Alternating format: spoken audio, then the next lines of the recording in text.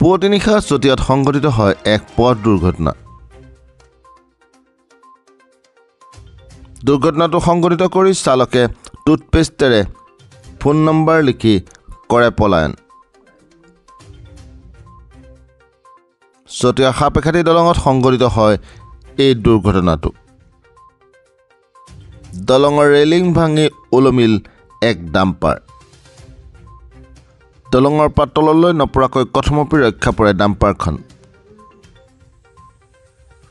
AR04A1895 number ডাম্পাৰখনে পুৱতি নিশা চতিয়া সাপেখাতী দলঙত সংঘটিত কৰে এই দুৰ্ঘটনাটো।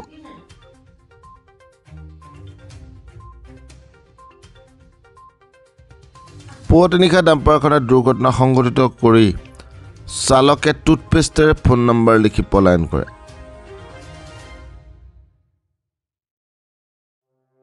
ইতিমধ্যে আৰক্ষীয়ে উক্ত ফোন নম্বৰত ফোন কৰাত জনা যায় নিশা চালকৰ অগোচৰে হেণ্ডিমেনে চলাই চতিয়া পাইছিলহি ডাম্পাৰখন। নিশা ডাম্পাৰখন হেণ্ডিমেনে চতিয়াৰ কলৈ আনিছিল সেই কথা আৰক্ষীৰ তদন্ততহে জানিব পৰা যাব।